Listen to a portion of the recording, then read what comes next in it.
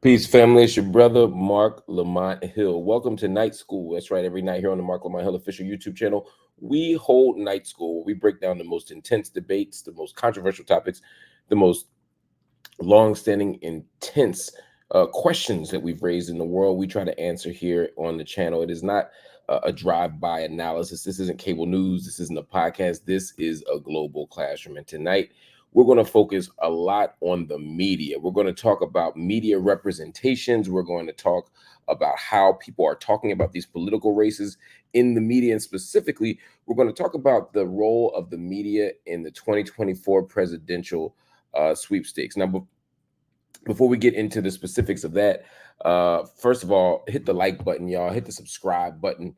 Hit all the buttons you can to show love and support to the channel. Like, subscribe, join, all of that. But as we get started, we have to start with the polls.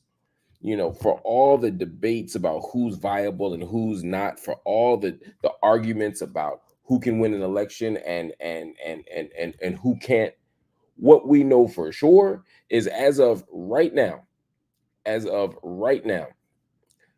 Kamala Harris, Vice President Kamala Harris, has pulled even with Donald Trump and is actually pulling ahead in key swing states. So she's pulling even with him in national polls.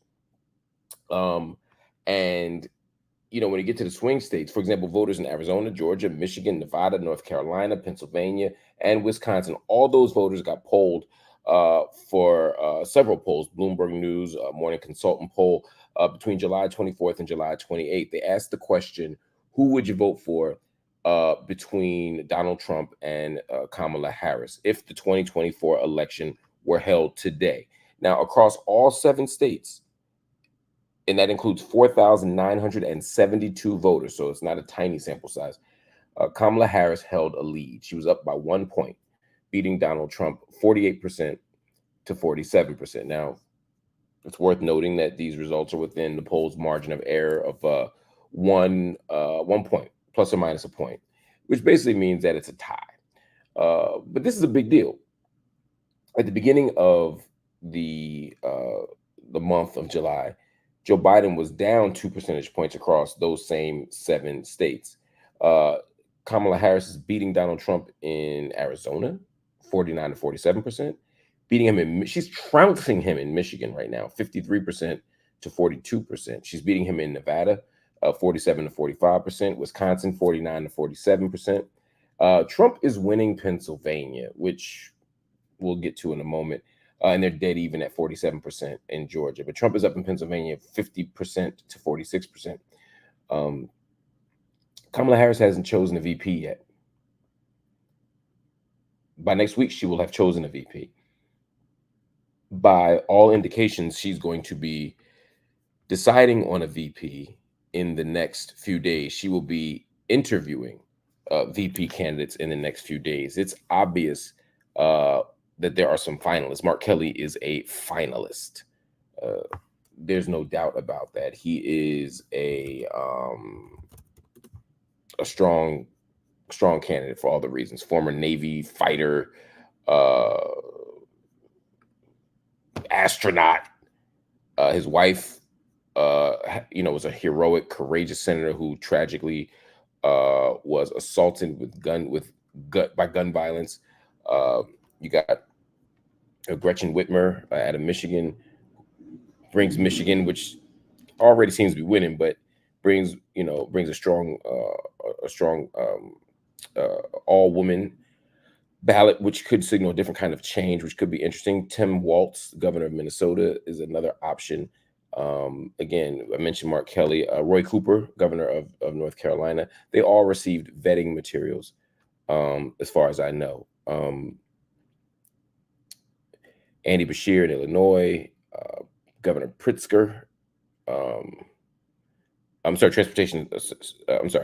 Kentucky Governor Beshear, Illinois Governor Pritzker, Transportation Secretary Pete Buttigieg, Commerce Secretary Gina Raimondo, all are on the medium list. I ain't gonna call it a short list. It's my understanding.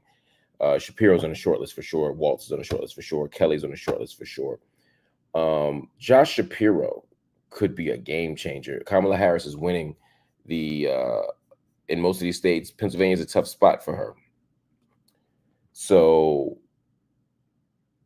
Josh Shapiro might be that person. There's a lot of reasons why Shapiro's compelling. His star is on the rise. He's popular. He's young. He's untainted by national politics, but he's also unproven. He's also, you know, going to be anathema to many progressives, you know, myself included. You know, Josh Shapiro is somebody who has opposed free speech. He's somebody who has supported Israel's war on Gaza. He is somebody who has supported private school vouchers. There are a lot of things that would call one to question his progressive bona fides. So, you know, it's going to be a challenge to walk that tightrope of picking someone that resonates with the people, who has the energy, but also allows you to hold on to the progressives who just got back on the train for the moment. Will it be good for donors? Yeah. Will it be good for centrist Democrats? Absolutely. Will it be good for people who are buying into the right wing disinformation campaign that Kamala Harris is somehow soft on the issue of Israel Palestine? And by soft, they mean not sufficiently pro-Israel. If that's your logic, then yeah, you bring Josh Shapiro, who is a dyed-in-the-wool avowed Zionist. But you're going to lose the people who just stopped saying maybe we shouldn't be uncommitted in Michigan, or maybe we shouldn't be uncommitted in Pennsylvania. You're going to lose the people who are public school educators, people who are pro union, who are going to say, wait a minute, this voucher system, you're undermining us here. So this is going to be a challenge. Kamala Harris leading the polls right now is a great sign for the Harris campaign. It's certainly a great sign for the Stop Trump at All Costs movement, but it's not necessarily a great sign for progressives and radicals and anyone who wants to see substantive change in society, because at this point, she's gained a groundswell of support without making any kind of political concessions toward a left-wing political platform. So we're going to have to keep pressing her. We're going to have to keep challenging her. We have to be practical and pragmatic. I get that. You know, I understand the danger of Trump, but we also can't just lay down and never offer a critique or pose a challenge or apply any political pressure to Vice President Harris's campaign for the presidency. So that's a big deal. But these media polls, these media companies that are releasing polls, this is not a small thing. This is not a small thing. I want to go to something else though, y'all, because like I said, tonight we're going to be talking all about the media. Well, another big media story right now, maybe the biggest media story in social media and certainly in Black media, is the spirited debate that's going on among members of the NABJ, or the National Association of Black Journalists, of which I am a member. Black journalists are all over social media. Many are outraged after learning today that the NABJ has extended an invite to former President Donald Trump. The former president will be sitting down for a Q&A session tomorrow. This is the opening day of the convention. It's also the career fair in Chicago. And the idea would be that this NABJ panel would be an opportunity for prominent Black journalists to question and even challenge Donald Trump. I'm going to show you the flyer just so you can get a sense of the vibes here. Look at this. This is what went out for NABJ. It says NABJ welcomes former President Donald J. Trump for a special conversation in Chicago. Now, what's interesting here to me are the participants. You got Rachel Scott from ABC News. You got Harris Faulkner from Fox News. If you don't know Harris Faulkner, I know Harris Faulkner well. She's a former colleague of mine. She is a dyed-in-the-wool right-wing sympathizer. She is a Fox News. She's not the straight news of Fox News. She wasn't the Chris. What was his name? Chris Wallace, or even Shepard Smith, or even Brett Baer. You know, she is very clearly a right winger. And then you have Kadia Goba Semaphore. These three people are the moderators to question Donald Trump, to challenge Donald Trump, to raise questions to Donald Trump. This is the goal of the NABJ session. A lot of people said, hey, this is a great opportunity. This is an opportunity to question Donald Trump. This is an opportunity to challenge Donald Trump, but everybody didn't feel the same way. In fact, quite the opposite. Many people were very unhappy that President Trump got an invite to this event. The idea here is, why do you want to platform Donald Trump? Why do you want to normalize Donald Trump? Why do you want to encourage Donald Trump? And the reason is because Donald Trump has had such an antagonistic relationship to the press. I want to show you a kind of montage of some of President Trump's, or former President Trump's, greatest hits with black folk. What a stupid question that is. What a stupid question. But I watch you a lot. You ask a lot of stupid questions. On the campaign trail, you called yourself a nationalist. Some people saw that as emboldening white nationalists. Now people are also saying that the president. It's such a racist There are question. some people. The same thing with April Ryan. I watch her get up. I mean, you talk about somebody that's a loser. She doesn't know what the hell she's doing. Are you going to include the Congressional Black Caucus and the Congressional Well, Hispanic I would. Caucus? I tell you what. Do you want to set up the meeting? Do you want to set up the meeting? No. Are they friends of yours? I'm just a reporter. So he tweeted this late on Friday night. He said, LeBron James was just interviewed by the dumbest man on television, Don Lemon. He made LeBron look smart, which isn't easy to do. I like Mike. What a stupid. Wow. So Donald Trump has a long history of verbally assaulting, disrespecting, dismissing black journalists. Now, in fairness, he is pretty much a jerk to everybody, but he seems to have a particular animus toward black journalists. He seems to speak to our intelligence dismissively and derisively. He seems to feel very comfortable speaking to us in a verbally abusive way. The disrespect of my dear colleague and friend, April Ryan, Don Lemon, just to name a couple, is unacceptable and indefensible, but totally in line with who he is. So a lot of people said, why would you give this man a platform? Why would you give Donald Trump an opportunity in light of that to speak and to normalize him? This is one of the challenges. I'm going to show you some of the responses from some prominent black voices in journalism and in media who gave a variety of opinions on the subject. Here is Reign of April, who's a very, very prominent voice here. She said, "This is the way 45 is touting his appearance before NABJ this week. Was this what you want?" Tia reports, he is already lying, and he isn't even in Chicago. This is your legacy. And they're pointing to Donald Trump sort of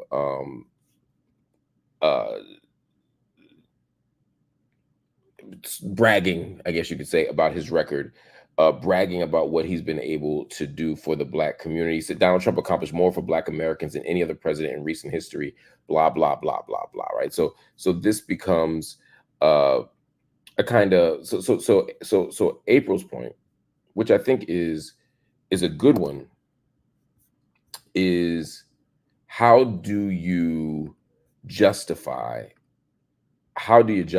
this kind of invitation, right? Because all Donald Trump is doing is using this as an opportunity to demonstrate that he is, he's done it all for Negroes, right? That's April Reign's point. And I think that's an interesting point. Amisha Cross also weighed in on this and said, the same Trump that attacked black journalists from the stump, the same Trump who is attacking DEI can't get ahead of his own racism and sexism, and the guy who wants to dissolve journalism as we know it. That is who is speaking at NABJ 24 with record attendance. Come on, y'all. So you hear the debate, you hear the different positions on this. And again, I understand the different takes on this. I sincerely do. I sincerely get why people would be, how can I put it, frustrated by, I could see why someone would be genuinely frustrated by this, but there is another side to this. Donald Trump does everything he can at every opportunity to duck accountability by the law, accountability by the media. He doesn't want any kind of media scrutiny. He doesn't want any kind of accountability for anything. So the question becomes, what does it mean? What does it mean for a black journalist to show up? What does it mean for black journalists to show up and to actually force Donald Trump into an accountability posture? Now, I don't expect Harris Faulkner to ask Donald Trump anything of substance. You know, that's just not what she's going to do. But I do expect the others to do so. I do expect questions to come up from the audience. I do expect people to firmly challenge Donald Trump in a way that he won't be challenged anywhere else. Look at this tweet from Jamel Hill. I think this sort of gets at some of that, right? As journalists, we can never be afraid to tackle someone like Trump. The reality is that he is running for president and needs to be treated as such. Being questioned by journalists is part of the job, and especially important in the company of Black journalists. Mainstream media keeps trying to convince us that he's actually gaining support among Black people. Let's see if that's true. So there is an argument here. I mean, again, a legitimate argument that maybe, and since Donald Trump is always unaccountable, since Donald Trump is always ducking the tough question, what does it mean to be in a room of Black people and say, well, how do you explain this? How do you explain how you talked about Don Lemon? How do you explain how you talked about April Ryan? How do you explain how you ignore democratic practices like free speech? How do you explain how do you defend the claim that you have been the best president toward the Black community since Lincoln? Right? Actually hold him accountable, because remember, there are Black people out there who believe that Donald Trump is a legitimate option. There are Black people out there who don't realize, who sincerely don't realize that Donald Trump is not viable as a candidate, or shouldn't be viable as a candidate. There are people out there who are considering voting for him. And Donald Trump doesn't need a big slice of Black people to win Pennsylvania. He doesn't need a big slice of Black people to win Ohio. He doesn't need a big slice of Black people to win Virginia or Georgia. He just needs enough. So maybe a Black journalist can challenge him. So this becomes the tension. I'm not making a case one way or the other. I haven't decided how I feel about it. I tend to lean toward opening up the space. I tend to lean toward saying, look, invite Donald Trump. Invite Donald Trump. Now, the other piece of this is that Kamala Harris isn't going to be there. Kamala Harris could not make the NABJ convention in person, so she offered to do it by Skype, and they said no. I'm not talking about any single person here. That's the other thing. I think our sister Tia got too much of a criticism. I think it became like a dump on this one Black woman, as opposed to understanding this is a democratic process. Tia Mitchell, who's the co-chair of the convention, almost has gotten blamed exclusively for this. Don't beat up on that, sister. Instead, let's talk about, as a community of journalists, as a community of citizens, what kind of outcome do we want, and how can we push back and challenge and think through this as a community to get to the kind of outcomes we want. I'm down with that, but I don't want to dump on any one person. Same thing when it comes to the decision to rescind, or not to rescind, but for Kamala Harris not to be there. I don't know, man. Not allowing Kamala Harris to talk through Skype or Zoom or whatever. I think you got an opportunity to talk to the next president of the United States, whether it's Trump or Harris. I think you got to talk to both of them, and I think you take what you get. I don't take it as disrespect. She's on the campaign trail with less than 100 days before the election. I think you take what you can get, and I think you do it as soon as possible. That's just my take. Take it for what it's worth. But it's a spirited debate, and I will be interested to see what comes of the interview. If Trump stands up and shows his ass and disrespects everybody, people are gonna say, "See, we tried to told you." And if it becomes a moment where he gets pressed and grilled, then it might be a good thing. It might be a good thing, because Donald Trump needs, I believe, a really good, firm interview from, I know y'all think I was gonna say something else, but a good, firm interview from a journalist who's not afraid of him, and who wants to, who cares about democracy. Anyway, another thing happened today. I gotta say, this kind of made me laugh. Donald Trump appeared on Fox News, which is like his favorite place to be. And on Fox News, it started off as an opportunity to bash Kamala Harris about her use of gender pronouns in her X or Twitter profile. And it turned out to be a moment where Donald Trump, he disclosed something that maybe he didn't mean to. Check this out. Kamala Harris in her Twitter bio, which I never noticed until this morning, states her pronouns as she/her. What are your pronouns? I don't want pronouns. I don't want pronouns. I saw So you're fluid? What is that? Nobody even knows what that means. Ask her to describe exactly what that means. Well, what is that? Why are people Nobody doing knows. That? Well, what is So an interesting thing happened there, right? First, she asked Donald. She says, "Oh my God, Kamala Harris says her pronouns are she, her." Okay, I'm not even sure why that's controversial.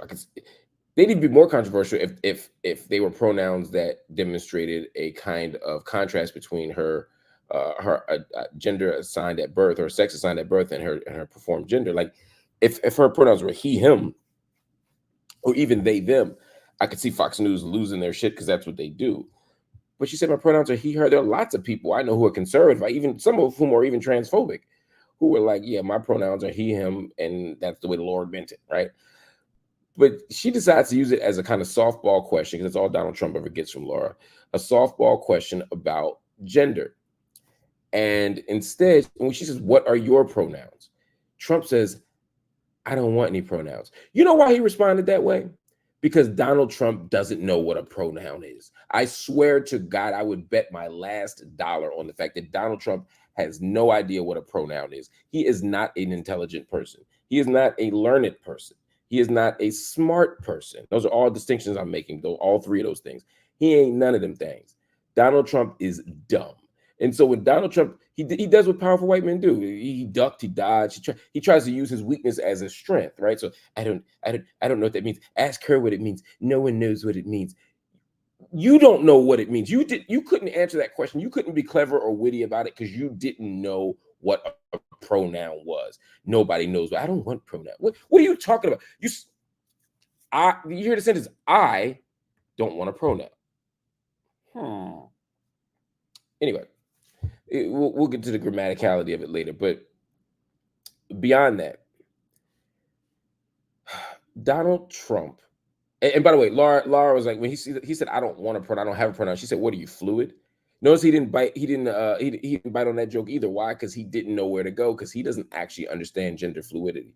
And I'm not saying you have to, but it's just interesting to watch somebody who knows so little still retreat into a posture of condescension and arrogance and dismissiveness when you don't understand anything. So Donald Trump, again, for the person who says the government should mind its own business, the government shouldn't be in people's lives, all that stuff, that is constantly contradicted by his positions on whether it's reproductive justice or his position on pronouns. Why do you care what a person's pronouns are, Donald Trump? And deep down, Donald Trump doesn't. Just like Donald Trump didn't care about trans bathrooms or anything else until he started hooking up and hanging out with these right-wing evangelical Christians who are transphobic and homophobic, etc. And Donald Trump cares more about votes than he does a principle, because he doesn't actually have a principle. He doesn't want to change the world. He just wants to run the world. He doesn't care under what conditions he has to run it, as long as he gets to be in power. So Donald Trump is willing to jump on the bandwagon and say, oh, I hate pronouns. Oh, I hate this. I hate this. But at the end of the day, it's on record right now that Donald Trump says he does not want pronouns. Donald Trump does not want to be confined by he, him, or they, them, or she, her. Donald Trump believes that gender, based on what he said, I don't like pronouns. He even said, I don't even know what gender, I don't even know what fluidity, I don't know what pronouns are. What he's saying is, Donald Trump is saying that he is not male identified. Donald Trump is saying he's not cisgender. Donald Trump is confessing to the world right now that he is gender fluid and maybe even gender radical. Donald Trump, we can't call him no more. We're just gonna call him the Donald. All right, y'all. Before y'all lose, shut up, y'all. Y'all getting all mad out there in the comments. If Donald Trump's gonna be an idiot and an asshole, I'm gonna be silly too. Stay here. We'll be back with more after this quick break.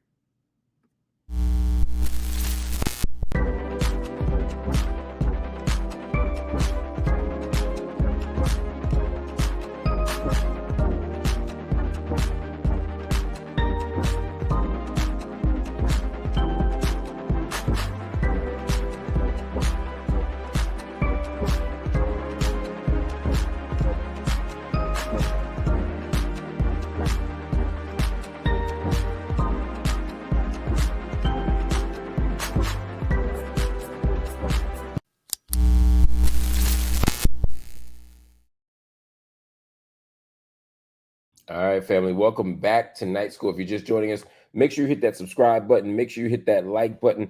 Also, let us know where you're writing in from. This is a global classroom. So we got people writing in and watching from every city in the country, every state in the union, every city in the world is tuned in here to Night School. So make sure you let us know what city you're coming from, what state you're coming from, what country you're coming from, because we want to talk to you. Anyway,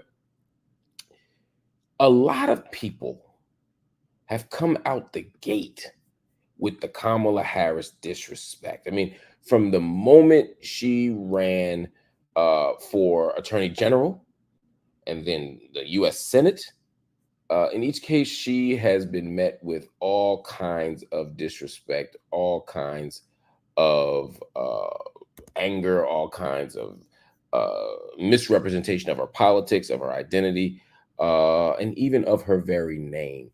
And so when she decided to run for president and except basically move toward the nomination of the Democratic Party, it's no surprise that the disrespect has continued. Have you noticed this? Have you noticed that in some mainstream media spaces, people just be like, not vice, they don't call her Vice President Kamala Harris. They don't call her Kamala Harris. They don't call her Ms. Harris. They just be like Kamala. And half the time they don't even say Kamala. They be like Kamala, like she's, you know, the Ugandan headhunter or the Ugandan giant back then at WWF, both names, WWF, old school 80s wrestling. Y'all know what I'm talking about. They don't use the right name. And so last night, Coleman Hughes was on. And Coleman Hughes was on with Carrie Champion, who is a media giant. Cool. She's an unfortunate Lakers fan, but other than that, she's out here making a case, intervening in the conversation along with Solomon Jones, along with other people. And Coleman Hughes just refused to call Vice President Harris by her name. And here is how the exchange went. He says something crazy. Carrie Champion checked him. Peep this. Biden has had instincts around foreign policy for decades, right? What are Kamala's instincts? I literally don't know. She was against the death penalty. She was for the death penalty. You don't know Donald Trump's instincts. Yes, I do. On trade, on foreign policy. You can't read his mind. None of us read can. The instincts by a pattern over a lifetime. And there is a pattern. For the Trump, pattern there's patterns on trade. That I say whatever I need to say in that moment that's Kamala's in order to get people's support. That's what Donald Trump has done over and over and over again. Can we also call her vice president? You guys are speaking about her so carefully and casually, as if you know her, and I think she deserves the respect. And if we continue, I don't always say President Biden when I say Biden. If we continue in the media to just call her Kamala or whatever name you just called her, it sends a message of lack of respect. And so I think she needs the title, and I think she deserves the respect. Into it. It's not an intended. Well, when you say her name wrong, it's definitely Let's just. It's an important point. Now, some of y'all gonna be like, oh, y'all too sensitive. Oh my God, y'all caping. No, listen. Every candidate becomes a kind of household name when they run for president. And we do get comfortable with the naming. Sometimes people just said Obama. Sometimes people just say Bernie. Sometimes people just say Reagan. But in the media, first of all, we should be using people's titles and honorifics consistently, right? President Biden, President Trump, Vice President Harris. How does she become vice president but doesn't get called vice president when we call Trump isn't president and we still call him president? Biden wasn't the vice president when he ran for president and they called him Vice President Biden.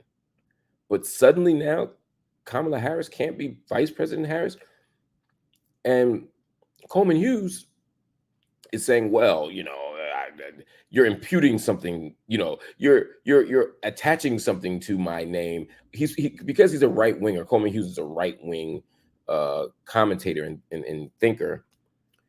The argument, of course, is going to be you all are looking for racism where there isn't. I call Joe Joe. I call Trump Trump. So what's the difference? The difference is a couple things. One, again, you usually say President Trump and President Biden, and you don't say Vice President Harris. Second, and more importantly, I think, you said Kamala, not Kamala. Now, look, first time I was on Fox News talking about President Obama, I pronounced his name slightly incorrectly. This was in 2006. I pronounced it the way I would imagine to be pronounced in its original language. But you know what happened after that? I heard the correct pronunciation. And you know what happened after that? I used it. Kamala Harris is not new to the political scene. Calling her Kamala when she ran for the Attorney General of California? Okay, fine. Calling her Kamala when she ran for U.S. Senate? Maybe. But then she ran for president. Then she became vice president. Somehow, y'all can say Pete Buttigieg.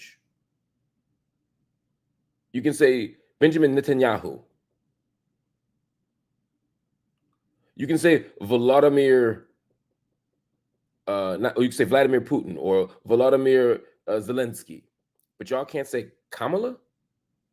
You can't put an accent on the first syllable? And Coleman Hughes, from what I understand, you are of Latin American descent, right? You're not, as they say, you ain't ADOS. I'm not dissing you.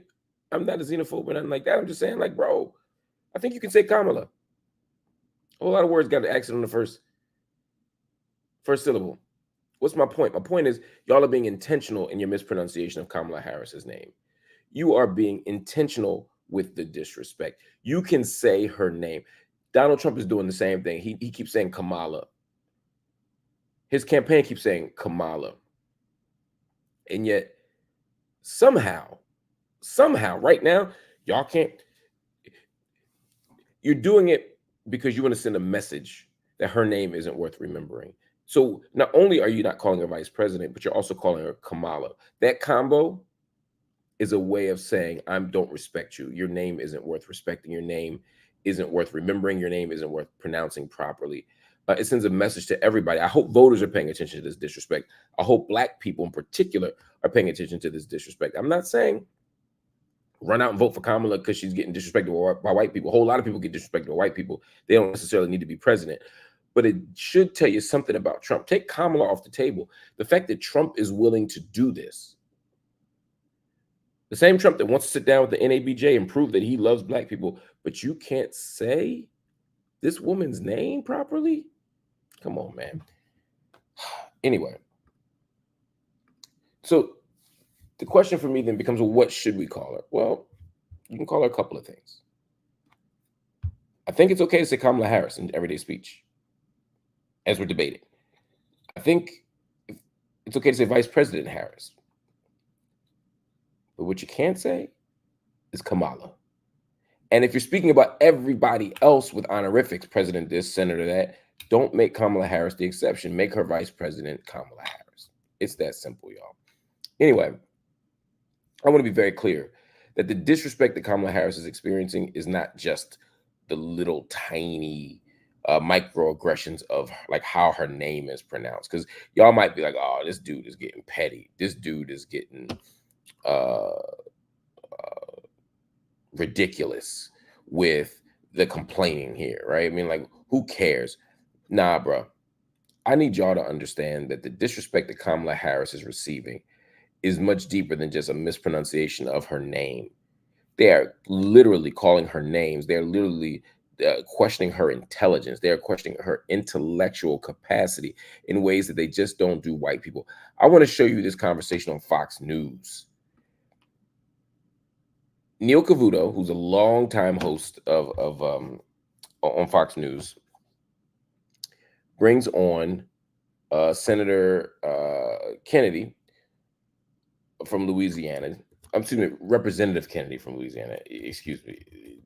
He ain't no senator, but he is in the, anyway. And John Neely Kennedy is his name. And he's a junior. Oh my God. My head is spinning, y'all. Forgive me. He is a senator. I'm just double checking. I'm fact checking myself, man. He is a U.S. senator. Why do I have in my brain that he's in the other chamber? But he is a U.S. senator. My bad. No disrespect. See, you make a mistake, you correct it. Anyway, U.S. Senator Kennedy was a hardcore right-wing extremist was on Neil Cavuto's show on Fox News. And while on the show, he begins to discuss Vice President Kamala Harris. And he immediately gets disrespectful, and powerfully and interestingly, he gets checked by a Fox News host. Check this out. You can't just look at the top lines, Neil. You've got to look at the crosstabs. And if you look at the crosstabs and really drill down and see what people think, let me say it again. The polling that I've seen shows that many Americans think that the vice president is not a serious person. As I said, that she's a bit of a ding-dong. And number two, that she is a member of the loon wing of the Democratic Party. I'm going to pause there for a second. A bit of a ding-dong. A bit of a ding-dong. Senator John Kennedy, clearly different Kennedys, says that based on the polling that she's a bit of a ding-dong. So immediately questioning her, again, her intellectual fitness, her how serious she is as a candidate and as a politician. These are things that they don't do with people in their own party. These are things they don't do with people of the other party, except Black people, and particularly Black women. This is a very clear act of disrespect, saying that she is part of the loon wing. Now, Senator Kennedy is part of the people that don't want to teach history, that don't want women to have the right to control their own bodies, that want to prosecute endless wars. They sound like the loons to me. But somehow, Kamala Harris is a loon? You ain't got to agree with her. I disagree with Kamala Harris from the left all the time, every day. But I'm not going to call her a loon and a ding-dong? Come on, man. Like, this is the disrespect that we're talking about. This is the disrespect that we're talking about. But it keeps going. She's a San Francisco Democrat. She's a dog whistle. She's just like Congresswoman Ocasio-Cortez, except without the bartending experience. Again, she's just like AOC, except he says Ocasio-Cortez. Again, mispronouncing her name on purpose, because again, I'm a white man. I don't have to figure out how to pronounce her name. She's just like her, except without the bartending experience. So again, somehow, I love, by the way, how the Republican Party, who's supposed to be the party of the everyday working, quote unquote, man, when an actual everyday working person gets a job in the House or the Senate, they don't like it unless it's a white man. They loved them some Joe the Plumber. They loved when Joe the Plumber was weighing in on American politics. They loved when Joe the Plumber was trying to get John McCain into the White House. That was fine, because we need more Joe the Plumbers weighing in. Maybe Joe the Plumber should run for office. They loved Joe the Plumber then, and now suddenly the AOC, who by the way went to college, is thoughtful, has a history of political organizing and activism, she's just a bartender. And now, and she's basically saying that Kamala Harris is a low-budget AOC. Again, disrespecting women of color, disrespecting all women, right? By basically framing them as incompetent, intellectually inferior. This is what they are doing in these media interviews. She is not mainstream, and the point I was trying to make was that by making her first policy position known on abortion, the idea that we should have a law that says you can have an abortion at any point, no questions asked, even up until the moment of birth, I think for most Americans is a loon wing position. So again, so many things wrong there, but let's say at the beginning, they completely misrepresent the position that Kamala Harris has, that AOC has, that anybody on the Democratic Party has. Man, there is no Democrat that says, you should be able to have an abortion on the 9th month as the baby comes out. That is simply untrue.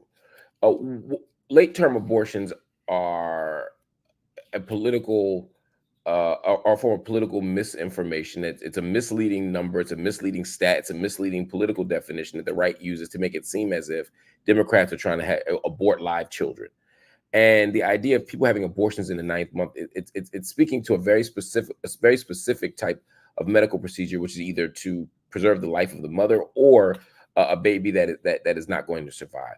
And so this idea that Republicans have these, principled ideas and Democrats have the extreme loon wing ideas is improper. But even if Democrats did have ideas that were on that bordered on the extreme of our kind of Overton window, or what the kind of acceptable political discourse in America, that doesn't mean you get to call them idiots. It doesn't mean you get to call them loons. It doesn't mean you get to call them ding dongs. It doesn't mean you get to disrespect them. And that's what Neil Cavuto was attempting to push back on a little bit right here in this exchange. That's just my opinion, and but that's also what the just to make it, no, you're absolutely fair game to make it. I'm just wondering how you think that will resonate with women when she is called nasty and crazy and a ding dong and all, and disrespectful between you and the president, what has been said about her. I'm just wondering, do you worry how that comes across? And maybe you draw no distinction between a female candidate and a male one, then that's fair game. But that this could hurt you with female voters with these type of comments. Well, let me say it again. By the way, just before we move on, check Neil Cavuto's question. Cavuto is doing the best he can. This is Fox News. Any other news station, they'd be like, yo, man, that was the most wild, sexist shit I've ever heard. That was disgusting. But Cavuto has to frame it in order to stay in Fox News' good graces. And I know because I worked there before. To stay in their good graces, you have to frame it as, look, I'm on your side. I just don't think the ladies might like when you call them ding-dongs. Hey, I support you, but maybe you don't want to make fun of women's intellectual capacity. Hey, you have every right to make your look, it's fair game. You have every right to say what you want to say. But hey, if you want to win this election, you need women. And maybe, saying that women are loons might not be a good way to court their vote.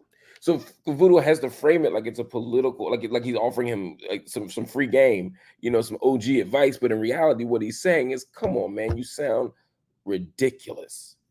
You sound sexist. This is indefensible. It's indefensible. Sure. The vice president is a candidate for president of the United States. I don't care about her gender. Neil, maybe you do, but I don't. I don't care about her race.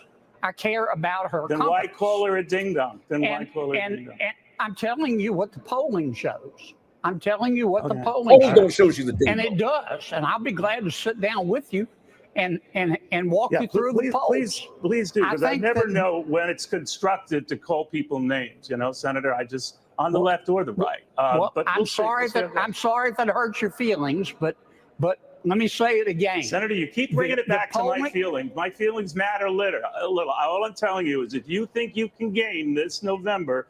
So now Cavuto's getting pissed. Now Cavuto is getting pissed because he's basically calling him a sucker. He's calling him a certain word. Cavuto's saying, why are you calling her names? And he's saying, well, I'm just telling you the poll saying, Cavuto is saying, the polls don't call her name. The poll may say she has a position that some voters don't agree with her on certain policy issues. They don't call her a ding dong. They don't call her a loon. You're doing that. And again, Cavuto is trying to be polite and couch it in a language of concern. Like, look, I just don't think this is going to resonate well with women voters and black voters, et cetera, et cetera, et cetera. And of course, Kennedy has to make it colorblind and gender blind. I don't care about her gender. I don't care about her race. All I care about is the fact that she's running for president. And he's like, well, then why use this language? Because you're not using this language against men. You're not using this language against white people. But you know what you're doing here. These are dog whistles. These are not subtle dog whistles. These aren't soft dog whistles. These are loud ones. All the dogs coming out in the yard for this because you know what you're doing. And when Cavuto challenges him, instead of addressing the critique, he then tries to attack. Again, it's a tacit attack on even Cavuto's masculinity. Because again, while he says he doesn't care about gender, he keeps weaponizing masculinity by basically saying anybody who doesn't agree with him is soft. So he says, I'm sorry if it hurts your feelings. He's saying, I'm sorry if it hurts your feelings, again, to make it seem like Cavuto is being sensitive and somehow irrationally internalizing the critique. He knows what he's doing here. I'm talking about Senator Kennedy here. He is intentionally framing it this way so that no man will actually speak up and challenge what is clearly a sexist and ridiculous criticism. And Cavuto, again, I'm going to say it one more time. He's not even telling him you're wrong for doing it. He's just saying, this is a dumbass strategy. Calling people names. I don't know how far that goes, left or right, but we'll see. It's still early. To your point. Your feelings seem to me like they matter to you a lot, Neil, and I'm trying to be objective here. Let me say it again. Are you really being objective, Senator? I just think you've got a bash-a-thon of name calling at her. If you call that being objective, I don't know. But Senator, I do want to thank you for coming. Well, thank you for having me, Neil. I hope you have a better day. Yeah, so do I. Hope you have a better day. We'll have more after this. Neil Cavuto wanted to end that with motherfucker. He said, I hope you have a better day. Saying I hope you have a better day is again saying you're in your feelings. You're soft, you're weak, right? You're a snowflake. All these things. They're making Neil Cavuto seem like he's being weak. And again, Neil Cavuto is a hardcore right-winger, particularly on economic issues. He's a Wall Street guy. And again, even the slightest criticism, even the slightest challenge to his language, to his framing, he can't take it. This is the right wing, y'all. This is the Republican Party. This is John Kennedy out of Louisiana, but this is the whole section. At this point, the majority of the Republican Party's ideology on this stuff. He is being condescending and disrespectful to Neil Cavuto. And Neil Cavuto is like furious at the framing and of the language, but there's nothing he can do about it. But I'm glad Neil Cavuto checked him.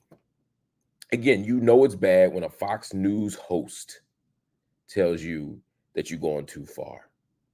That's wild. Anyway, y'all, that's the show for tonight, man. You know what? I'm gonna take. By the way, people say, who said that? Who said that? Oh, Chef Shia said, I feel like we're not live. We live and direct. Do you know what live and direct means? We here, we live.